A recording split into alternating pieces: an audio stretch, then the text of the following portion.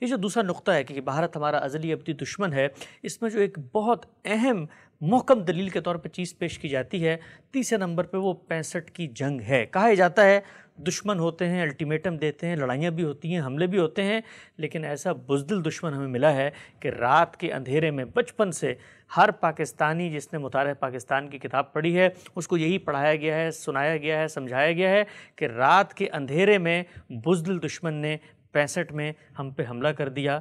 تو اب بھی ہمارا دشمن نہیں ہے، سوتے ہوئے ہم پہ حملہ کرتا ہے۔ یہ ایک تاریخی جھوٹ ہے جو بڑے پیمانے پر بولا گیا، اور بولنے والوں نے کچھ دیر کے بعد خود بھی یقین کرنا شروع کر دیا کہ یہ ایسے ہی ہے، بالکل خلاف واقعہ۔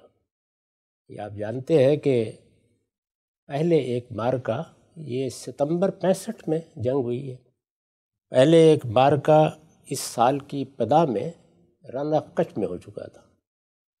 اس میں چونکہ ایک نوعیت کی اسٹریٹجک برتری پاکستان کو حاصل رہی ہے، وہاں کچھ کامیابیاں بھی ہوئی تھیں، بڑے پیمانے کی کامیابیاں۔ اس سے یہ خیال ہوا کہ کشمیر میں بھی ایک اقدام کر کے ہو سکتا ہے کہ ہم قبضہ کر لیں، کیونکہ ہمارے ہاں ایک لمبے عرصے تک لوگ فوجی حلقے سحر میں مبتلا رہے ہیں۔ چنانچہ ایک آپریشن پاکستان کی طرف سے کیا گیا، پھر عرض کرتا ہوں پاکستان کی طرف سے کیا گیا، اس کو آپریشن جبرالٹر کہا جاتا ہے۔ اچھا۔ اور اس کی ابتدا 5-6 اگست کو ہو گئی تھی۔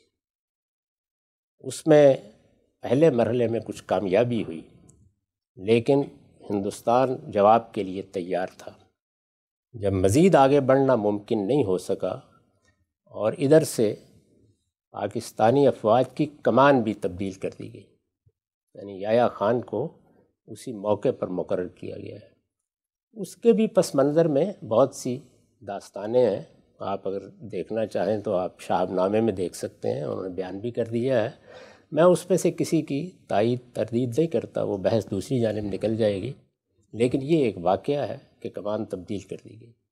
اس کے بعد پیش قدمی رکی، اور اس پیش قدمی کے رکنے کے بعد پھر ایک دوسرا آپریشن شروع کیا گیا جس کو آپریشن گرینڈ سلام کہا جاتا ہے۔ یہ سب 6 ستمبر سے پہلے ہو چکا تھا۔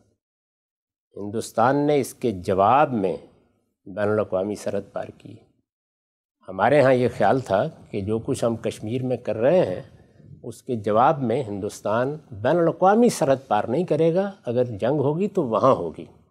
اور بتایا جاتا ہے کہ اس وقت کے ہمارے وزیر خارجہ کی رائے بھی یہی تھی، اور جن لوگوں نے یہ منصوبہ بنایا تھا وہ بھی یہ خیال کر رہے تھے، اور اس میں رازداری برتی گئی تھی کہ ہم یہ اقدام کر رہے ہیں۔ ظاہر ہے کہ یہ غلط اقدام تھا ہر لحاظ سے، تو اس کے کہیں برے نتائج نہ نکلیں، لیکن وہی برے نتائج نکلے، اور ہندوستان نے نہ صرف یہ کہ وہاں جواب دیا بلکہ اس کے کم و بیش 1 ماہ بعد، یعنی رات کی تاریکی میں کوئی بزدل دشمن نہیں آیا تھا، کم و بیش 1 ماہ بعد انہوں نے بین الاقوامی سرحد پار کر لی۔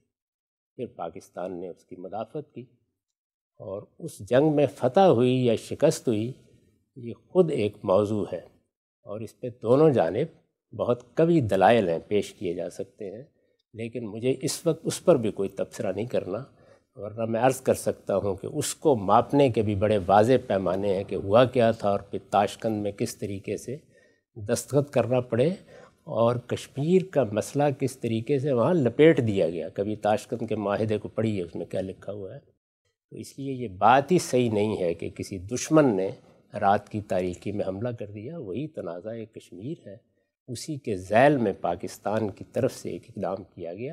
آپ کہہ سکتے ہیں کہ ہندوستان اگر وہیں تک جنگ محدود رکھتا تو اس کی عنایت ہوتی، لیکن جنگ ہوتی ہے تو پھر آپ جواب میں تو کچھ بھی توقع کر سکتے ہیں، کسی چیز کا بھی اندیشہ ہو سکتا ہے۔ ہندوستان نے بین الاقوامی سرحد پار کی، اور اس جنگ کا جواب جو ہم نے چھیڑی تھی لاہور میں اور بعض دوسری جگہوں پر بھی، یہی واقعہ ہے۔ اس کے سوا جو کچھ ہے وہ سری جھوٹ۔